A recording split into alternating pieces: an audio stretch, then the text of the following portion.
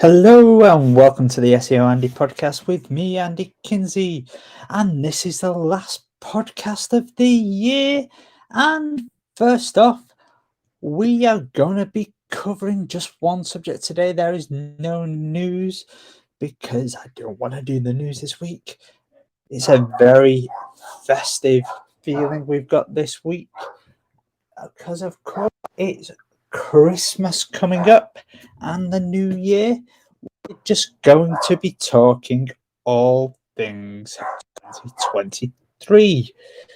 And to go along with that, we are going to be talking about what the trends for 2023 are going to be. So let's start with what the first trend for 2023 is really going to be. And that will be that content will be focused around user intent. Now, for most people who live in the SEO world, they will really think that actually probably already is. However, if you don't live in the SEO world, you probably really think, actually, I write product descriptions, for example, and those product descriptions just describe the product. But what we mean here is that you need to think about, for example, why the user comes to your website and why they come to specifically that page. So there are 4 types of user. There might be more, depending how you want to split it down for your user journey. So the 4 primary ones, as we see it as SEOs, are there is navigational. This is someone who wants to go to a specific website. There is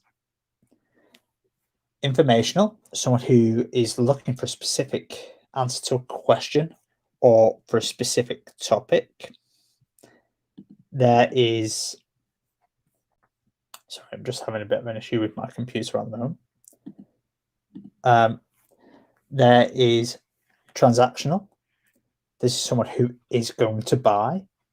So they've come to your website for the specific purpose of buying something. Or there is commercial. This is someone who is likely to buy or likely to convert at a late stage, but they're not quite ready yet. So they're a bit further down the chain, but they're not quite ready yet. Now, as I say, there might be a few more. It depends how you split down your personas and whatnot. But what you'll tend to find is that most of your users will sit somewhere in that. And what you'll tend to find is that if you just, for example, write a product description because you're the store owner, the way you'll think about things is that, oh, great, I've written a product description. It describes the product and what it does. And say Joe Blogs comes along and they read it and they go, great, it does the job. But over on Amazon, it describes the product in exactly the same way. And it's not sold by yourself. It's sold by, for example, Sam Smith down the road. Now, they're offering it for, say, 50p cheaper. So why wouldn't they buy it from them? You're a small business. You want them to buy it from you. But your generic product description, because you're just describing the product, you want them to buy it from you because you're a small business. And obviously you want the support for your business. So what you need to do is be user intent focused. You want that purchase. So you need to focus on the product. You need to focus on the user. So why should the user buy it? For example, you need to sell the benefits to the user. You need to sell its features. And you need to stop being generic. If someone was coming to say information about, say you've got several stores or centres, and they were wanting to know a bit more about those centres because you're, say, a charity, you could have a FAQ section on those location pages to answer specific questions that come up time and time again, because actually it serves a purpose. It stops you getting calls, and it would also help you in terms of search engines because you would get more real estate through those FAQs on the people also ask section of the search. So you get more real estate there as well. And the reality is that you get more brand per purchase and trustworthiness and authority through it. So through this exercise of knowing the user intent and writing content for it and doing it in that way, you not only get more transaction eventually and more sales and leads, but you also gain more real estate on search and you get more from the user. So that's the first thing that we really think will take off next year. We saw it this year with, for example, Google's updates to e-commerce. For example, it kind of, to some extent, got rid of the wishy-washy product descriptions for, sorry, not product descriptions, the reviews earlier in the year, where you couldn't just have really cheap product descriptions, reviews, which were just have pros and cons on them. You had to have more to it, and we did see it with product descriptions much earlier in the year. Sorry, I was right there. You couldn't just have manufacturer descriptions and manufacturer images. You had to really engage with it and have your own bit of content there. So the second thing this year, in 2023, this year is coming up, is local search. And the last time we really saw this come to the fore was probably 2 or 3 years ago. The last time Google did a really big Maps update, which went along with their voice search update. And the big local search update, I think we'll see, comes from the fact that actually we're seeing a likely recession globally coming forward. And so people are going to, just as we saw with COVID, they're going to shop locally. And so we're already seeing a rise in the near me searches. And also, it's coming from the fact that people have less money to spend. So they're going to want to, and that usually means people want to spend it locally. It's just kind of the way economics works. And also, the cost of fuel generally is going up. So again, it keeps people local and they'll want to spend that money locally. Other than obviously if they go to the big smiley company that begins with A, which obviously undercuts a lot of people. So it's economy driven, cost of living driven. So what do we see coming? Well, Google Maps gets a regular update. We think there's one coming as well for Android and Apple Maps as well. Sorry, iOS. Google Maps on iOS. We'll get there eventually. So increase your awareness on Google My Business. Lots of updates to that, post updates to it. Not quite as often as you would to social media, but if you post, say, a blog post every week, go and post that link over on your Google My Business. Post new pictures to Google My Business. Make sure your services are up to date. Make sure your business addresses are up to date on that and that they match your website, and all your other citations all match Google My Business.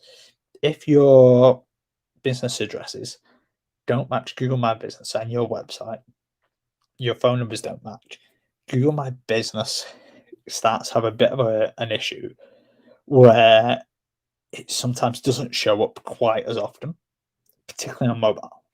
So it's a bit of a quirk it has. It doesn't happen so much anymore, but it used to happen quite a lot.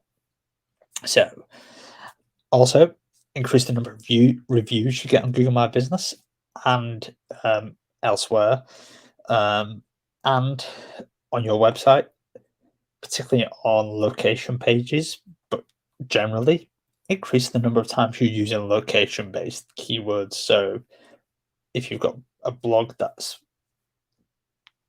for example, I'm based in Manchester, Salford and Bolton. I've started using more of those terms, but generally I just use Northwest, UK. I operate globally. So the reality is my keywords are here, there, and everywhere. But for most people, they're heavily locally focused. So Manchester, using a very specific niche area of a few miles around, you can pick up a lot of traffic doing that. Even ensuring you put postcodes occasionally in it, you can pick up a bit of traction through that. So before we move on to our next,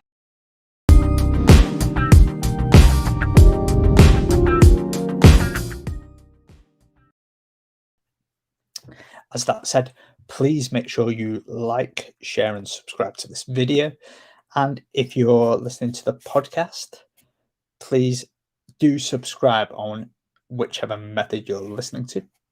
Our next of 5 trends coming up in 2023 is the continuing rise of voice search. Many of you will have heard me talk about this over the last few years, but with the rise of Alexa, Siri, Google Voice Assistant, and now in-car voice assistants, which are a bit iffy depending on how you've got them linked up. My in-car voice assistant doesn't answer any search queries, but in lots of countries they do. And Siri and Cortana on desktop. The reality is that voice search is definitely here to stay. It's definitely a growing trend, and it's very conversational because you don't just ask it one question, you ask it multiple questions. So for example, you can ask it who the president of America is. You can then say, how old is he? How tall is he? Who is he married to? You can ask it lots of linked questions. And this is all fed from questions that are either on people's websites or Wikipedia or other structured data led websites. So when we talk about putting in frequently asked questions on websites, we always talk about putting in schema and structured data around that. When we talk about putting, for example, products on websites, we also talk about putting in structured data on that. Now, that structured data is usually schema or RDF, and that is basically so Google understands it. And if you don't do that, Google doesn't really understand that. It just goes, well, this is a product, great, but it doesn't understand what the price is or what an image is, or if it's on offer. So if you mark it up with structured data, Google suddenly understands it. And you can do that for almost anything. For example, a local business. As I say, you can do it for things like FAQs, and Wikipedia does it for things like age and various other things. So you can do it for all kinds of things. If you go to skimmer.org, you can see everything you can do it for.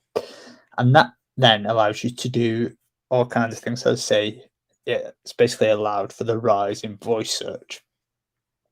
So once you've got all that stuff, you get much more visibility in search generally, but also it opens the door to voice search and gives you much more visibility on mobile. And it'll open the door to, as we've just talked about, mobile search, map search, voice search. The next of the 5 things is video. That's going to continue to grow next year. It's probably going to explode even more than it has done. This year we saw a small bit of testing from Google where they went back to what they did probably 3 or 4 years ago and added some videos to search pages. Next year, I think we're going to see an explosion again in that, because YouTube got knocked off the top spot for a video platform. So next year, I think we'll see them go back to doing that.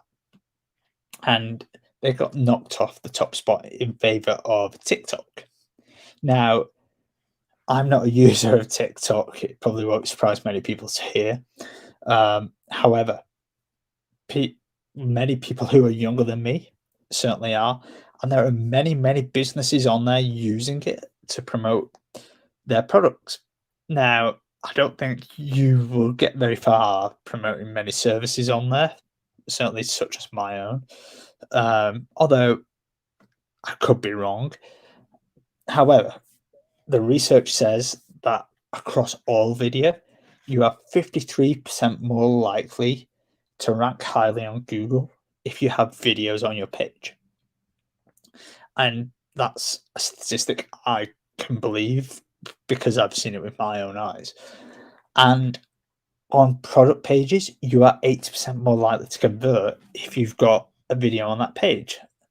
And the other key statistic that really bears is that you are, as a brand, if you use videos regularly, HubSpot found that you, as a brand, you are 54% more trusted through using videos that are embedded on your website. And that's because people, can see you and understand what you're saying. So what this all leads to is you should use videos across your website. You should market it with structured data. And it's not just data about that video, but thumbnails, key time points, the title of the video, and where it's come from. For example, I've put videos on my website that are not my own, they're from YouTube. I've put a different thumbnail on them because I didn't want to use the thumbnail it came with. So, for example, if I put this one on and it had the thumbnail of me, I'd put a different thumbnail on it just because I like a more active thumbnail than just my face. The reality is you don't have to do that, but always tag up the thumbnail. And you get more from it through doing that. And actually, if you found that one, you'd realize that my website ranks higher for that video than the person who created it. You can get much more than the original creator sometimes. It's a bizarre way of working. So then create content around the video. So don't just post the video to your website, on your blog, or on the product page. Put some real content around it, some text content, other images, etc. Put some real effort into that. And the same goes for YouTube. Don't just post a video to YouTube, such as this one. Put some thought and some research into the title and to the description and to the tags that are there. What do you want to rank for? Talk about it. Put some links in there, put some jumping off points, put some tags that you really think you've got a chance of ranking for, but also will deliver some decent traffic for you. And then when you post it to social media, use some relevant hashtags. And that goes for all social media. And remember that the hashtags don't translate across all social media. The reality is what works on Instagram isn't going to work on LinkedIn, and it isn't going to work on Twitter. They are all very different social media platforms, so you just have to remember that. Finally, AI is going to explode next year. This is probably my biggest trend for next year. So 81% of marketers are already saying they're using AI in some form or other. Now, my betting on that is that they're using chatbots. And I don't really think that's AI. But in the survey that Statista did, it included chatbots. Yeah, okay. So if you include chatbots, AI can be anything from chatbots to randomly frequently asked questions appearing in a random order. Data analysis done by AI is a great idea. it takes the legwork off it, and you can get your server to do it in a blink of an eye rather than you doing it in 25 spreadsheets. Idea generation, when you stick in a load of keywords or a load of pages from competition, that is another great idea. AI writers and paraphrasers. I have issues with this because the quality can be questionable at best. Although, if you found an AI writer that is amazing, send it across. I'm happy to be corrected on this. Again, content creation falls into this. There is no, I just don't buy AI content creation right now. There are some okay ones, and that's as far as I'm going. Natural language processing, NLP, is something Google does, and basically it takes text on a page, understands what the text means, and is thematic about it. Sometimes very granular.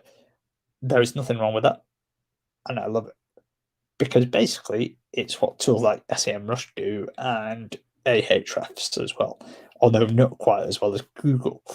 So yeah, it's great. What I think next year will happen is more NLP. It'll be used to monitor analytics and move it forward, monitor site usage and user journeys to improve those user journeys, enhance sales forecasting, create AI content, for example, in terms of social media. So if, for example, something specific is happening on your website, you can create, say, graphics, and it'll do that kind of thing. And also create content for specific users, individual users, I should say, for emails. And so you can say, actually, you've done this, but we recommend you do this. And so either on the website or in email, you can say, actually, what you've done is go down this user journey path. And this relates kind of to knowing what content they've gone to earlier. So if they've gone to navigational, if they've gone to the almost purchase stage of content, then you can say, actually, if you're on our website and you're likely to purchase later, let's pop up an email capture, or let's pop up the we'd like to send you more information stage for the notifications. And we might be able to capture you at the point where we can send you emails, we can send you customized emails, and that kind of AI route of then sending them very custom emails because they're on a very specific page. You can kind of go, actually, this could work, and you could send them very specific product information because they have visited, say, one page. So you might send them something about a dog lead because they've gone to a dog lead page. But if they go to a dog lead page, dog food page, and say, I'm trying to think of something, a puppy information page, you might send them information about getting a puppy. Whereas if they are a specific puppy, but if they visit, say, a Rottweiler page, you might send them information about, just randomly, dog training pages. Because actually, you might find that the AI, you can train it to go, if they go through certain stages, either they've got a dog or they've not got a dog, or you want them to jump through another hoop to qualify for buying something or for filling in a form. So you need them to jump through certain hoops before you send them a certain purchase email, or you want to send them a generic email to say, do you need more information on this or this? And you can layer those emails. You can use AI to basically gate your content in that way. And it's just a very clever way of doing it. So with that, of course, there's going to be other updates that come as well next year. Lots of people have those ideas. I will list a ton of them in the show notes. So I want to end today's show by wishing you all a very Merry Christmas and a Happy New Year. If you've any questions at all, stick them in the show notes. Don't forget to hit that like button, the subscribe button, and share this podcast. Thanks very much for listening. I'll see you on the other side.